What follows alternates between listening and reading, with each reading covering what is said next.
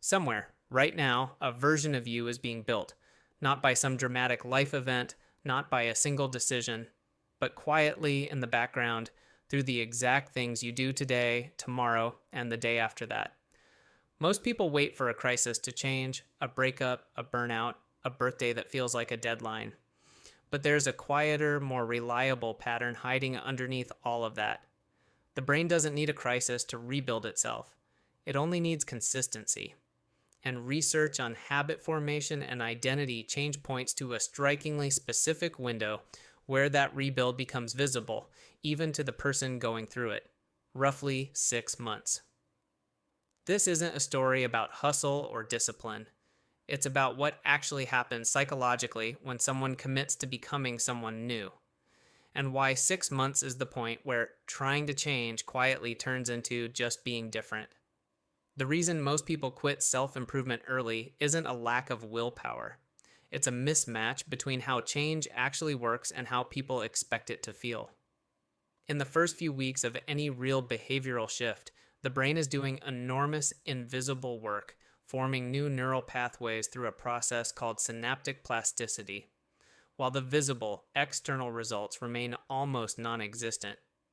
This creates what psychologists call the valley of disappointment, the gap between the effort you're putting in and the results you can actually see. Most people abandon a new habit, a new routine, or a new identity exactly here, not because it isn't working, but because it hasn't become visible yet. The brain is quietly under construction, and construction, by definition, looks like nothing from the outside. The first month of real change is rarely about building something new. It's about interrupting something old.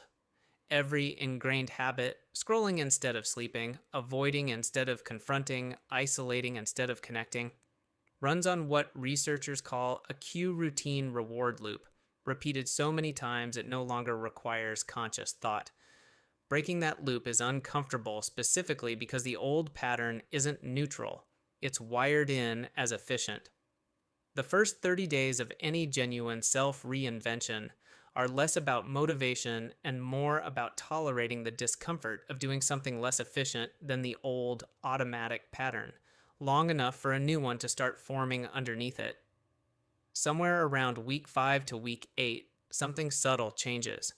The new behavior stops feeling like an assignment and starts feeling like a description. This is the point psychologists refer to as an identity-based shift. The difference between I am trying to exercise and I am someone who exercises. This shift matters more than most people realize because identity, not motivation, is what sustains behavior long term. Motivation is a mood, identity is a self-concept. Once a new behavior becomes attached to how you see yourself, you no longer need to talk yourself into it each day. You simply act in accordance with who you've quietly started to become. Around month 4, many people hit a strange, disorienting phase. The excitement of early progress has faded, but the payoff of long-term mastery hasn't arrived yet. This is the plateau where most transformations quietly die, not from failure, but from boredom. The nervous system has adapted to the new routine enough that it no longer feels novel, but the outer world hasn't caught up enough to reflect the internal change back. This phase is uncomfortable precisely because there's no external proof. No one has commented on the difference yet. The mirror hasn't changed dramatically. But this is also, according to behavioral research, the exact period where the habit is being converted from a conscious choice into an automatic one, the necessary, invisible work before anything becomes permanent. By month 5, the internal shift usually starts leaking into the external world. Friends comment that you seem calmer, sharper, different, sometimes before you fully registered the change yourself. This lag is normal. Self-perception updates more slowly than actual behavior because the brain is still comparing you to an older internal reference point built over years, not months. This is also the stage where old relationships and old environments can start to feel subtly mismatched, not because anything about them changed, but because you did. Reconnecting with an old version of a friendship, an old routine, or an old identity can suddenly feel like wearing clothes that no longer fit. That discomfort isn't a sign something is wrong. It's evidence the change is real. By the 6-month mark, most sustained behavior change researchers point to a specific transition. The new pattern has moved from effortful to automatic. This is roughly the point where habit formation studies suggest a new behavior reaches its most stable, self-sustaining state, no longer requiring. What makes this moment strange is that it rarely feels like arrival. There's no finish line, no dramatic reveal. Instead, usually describe a quiet realization audicing, almost by accident, that they haven't thought about the old version of themselves in weeks. He knew identity didn't announce itself. It simply became the default. He reasoned the 6-month pattern matters isn't the number itself, it's what it reveals about how change actually works. Real transformation was never about a single decision, a single breakthrough, or a single burst of motivation. It's about consistency long enough for the brain to stop treating a new behavior as effortful and start treating it as identity. This reframes the entire idea of finding yourself. You don't discover a hidden, pre-existing self waiting to be uncovered.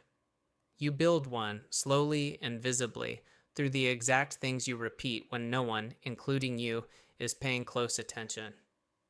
If you've ever tried to change and quit somewhere in month 1 or 2, convinced it wasn't working, it's worth reconsidering what working actually looks like early on. The valley of disappointment isn't proof of failure. It's the normal, invisible cost of construction happening beneath the surface. The version of you that exists 6 months from now is being built right now in the small, unremarkable decisions you're making today. Mastering your mind was never about a single transformation. It's about becoming, quietly, the person your daily choices have been building all along. If this resonated, subscribe, because next week we're breaking down what actually separates people who sustain change for years from people who restart every January.